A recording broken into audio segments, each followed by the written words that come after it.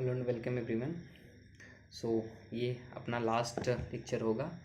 कोशिश तो मैं हर बार कर रहा हूँ कि कम से कम मैं समझा पाऊँ, लेकिन हो नहीं पा रहा है। तो आप लोग प्लीज़ इसको कोऑपरेट करिएगा। थोड़ा सा समझाने में चीज़ें थोड़ी ज़्यादा टाइम चला जाता है, तो इसके लिए रियली सॉरी, बट ठीक है, कोई कंसर्न नहीं है। आप लोग बस आप उसको नोट डाउन करके आपको लिखते हुए चलिएगा। आपको ओवरऑल सारी चीज़ समझ में आएंगी। गारंटी है कि क्वेश्चन गलत तो नहीं होगा। यदि आपने ठीक तरीके से सुना है ना, तो क्वेश्चन गलत इसमें से अब नहीं होगा।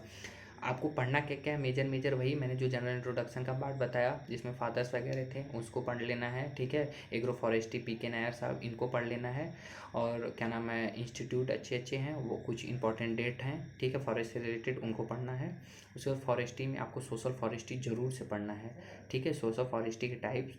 उसके बाद आपका क्या बचा, ये एग्रो फॉरेस्ट्री, उसको पढ़ लेना है, उसके सिस्टम को पढ़ लेना है, ठीक है। यहीं से मोस्ट ऑफ द क्वेश्चन बन जाते हैं, ठीक। तो ये है। अब जो हमारा नेक्स्ट टॉपिक है, उसमें हम बात करते हैं शिफ्टिंग कल्टीवेशन की, ठीक है। शिफ्टिंग कल्टीवेशन या झूम कल्टीवेशन, ये जब आया था, इसके बारे में लोगों को पता चला ना, तो यूपीएससी कह सकते हैं, यूपीएससी यूपीपीसीएस में तो इसकी क्वेश्चन की झड़ी लगा दी, कह सकते हैं। मतलब कम से कम 2-3 साल से इससे उल्टा पुल्टा करके कुछ न कुछ इसमें कुछ ऐड करके, कुछ लैग करके क्वेश्चन पूछ ही लिए जाते थे, शिफ्टिंग कल्टीवेशन या झूम कल्टीवेशन, ठीक है। और इसका बड़ा ट्रेंड था। अभी इसका ट्रेंड थोड़ा ख़त्म हो गया है, नहीं तो शिफ्टिंग कल्टीवेशन झूम कल्टीवेशन का बड़ा ट्रेंड था। तो ये है क्या शिफ्टिंग कल्टीवेशन या झूम, क्यों इसको शिफ्टिंग कल्टीवेशन कहते हैं, क्या होती है शिफ्टिंग कल्टीवेशन या झूम कल्टीवेशन। ये एक ओल्डेस्ट प्रैक्टिस होती है एग्रो फॉरेस्ट्री की। जैसे एग्रो फॉरेस्ट्री में क्या होता था, एग्रो फॉरेस्ट्री में क्या होता था कि जैसे हम लोग अपने लैंड का इस तरीके से यूज़ करते थे जिससे हमें ट्री भी मिल जाए, क्रॉप्स भी मिल जाए, एनिमल्स के लिए फॉडर मिल जाए, फ्यूल वुड भी मिल जाए, और क्या नाम है, फ्रूट ट्री भी मिल जाए, सारा कुछ मिल जाए, वही ये एग्रो फॉरेस्ट्री।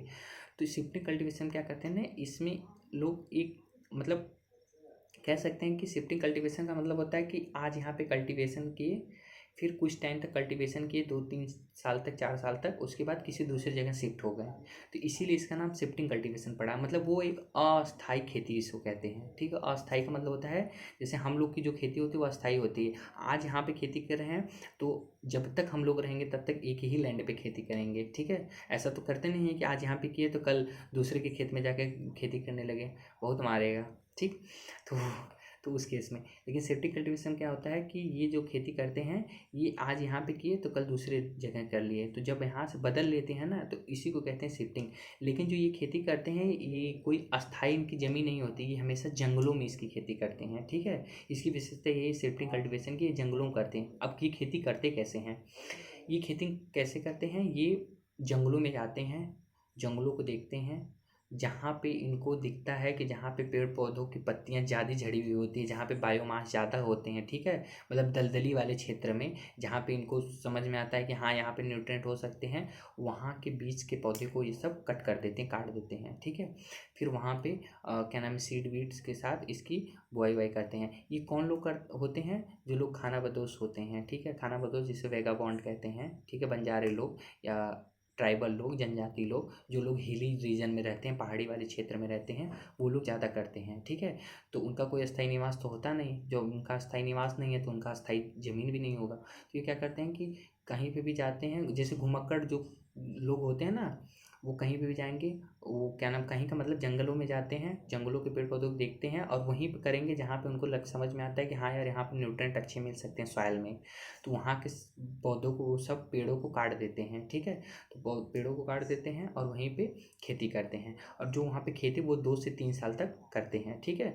फिर 2 से 3 साल तक करने के बाद फिर देखते हैं कि अब यहाँ की जो फर्टिलिटी है वो कम हो रही है, उनका प्रोडक्शन कम हो रहा है, तो फिर वहाँ से वो शिफ्ट होकर किसी दूसरे स्थान पर चले जाते हैं, ठीक।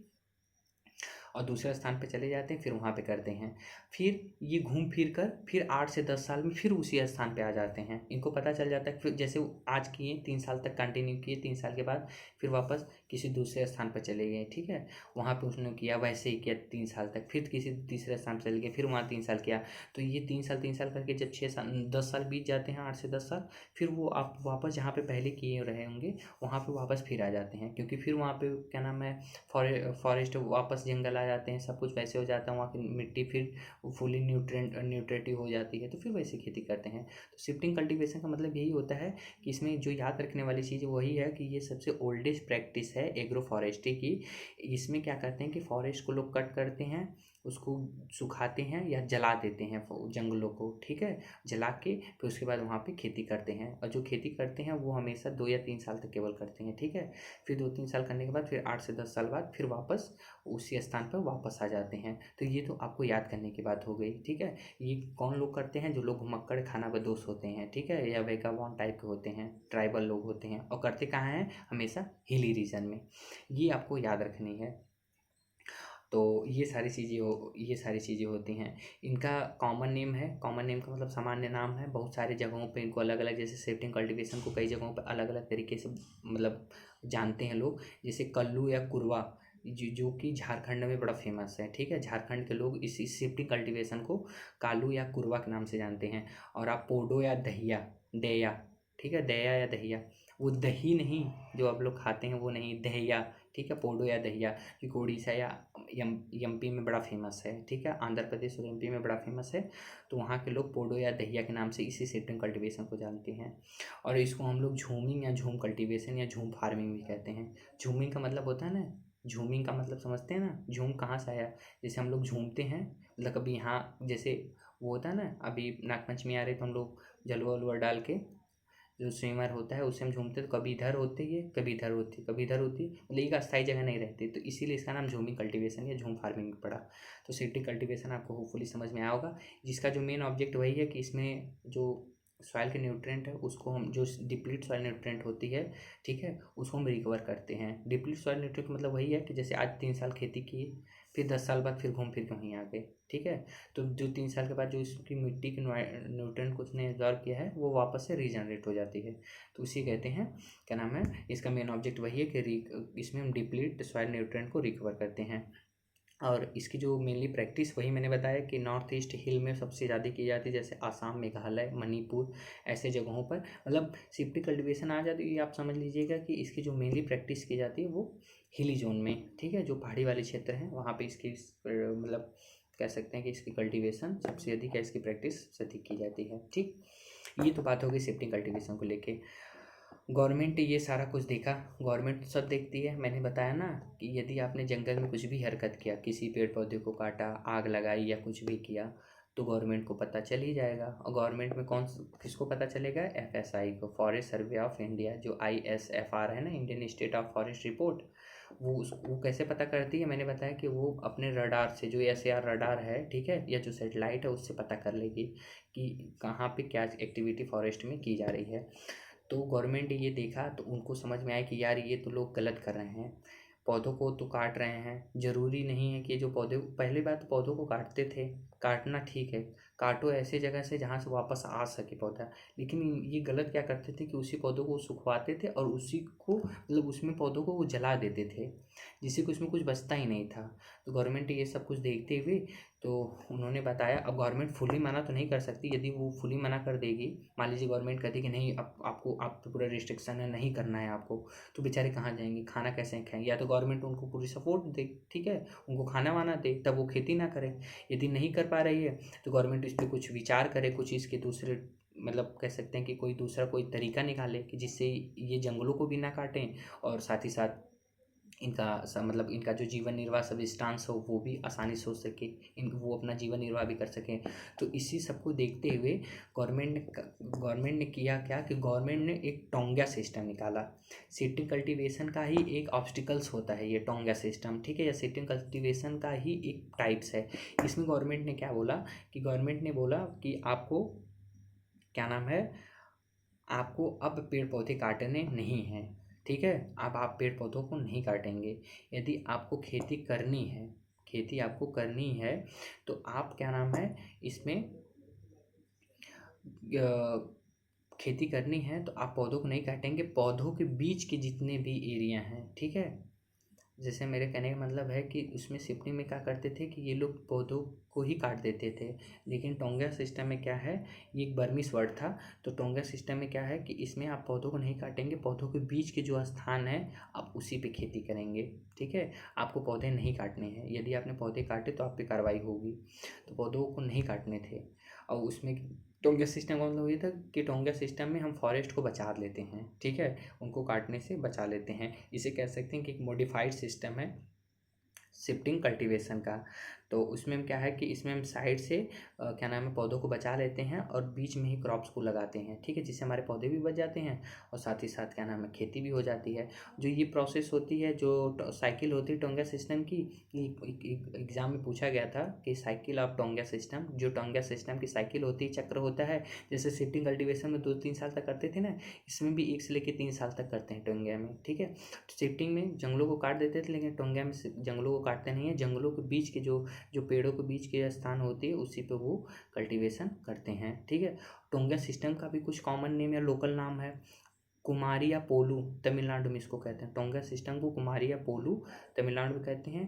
पूनम में मलयालम, पूनम जो है इसका नाम, उसको मलयालम में इसको पूनम कहते हैं और आसाम में इसको झाम के नाम से जानते हैं टोंगा सिस्टम को।